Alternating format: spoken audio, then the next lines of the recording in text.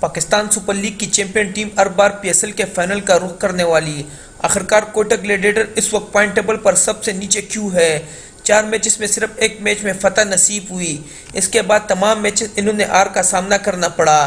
مزید cricket news اپ date کے لیے ویڈیو کو لائک کریں، چینل کو سبسکرائب کریں اور ساتھ میں بیل آئیکن کو پریس کریں۔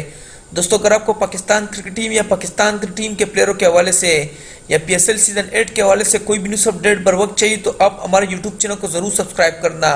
H B L Pakistan Super League P S L کے 8ویں ایڈیشن کے 10ویں میچ میں لاہور قلندر نے کوئٹہ گلیڈیٹر کو 63 رن سے شکست دے دی۔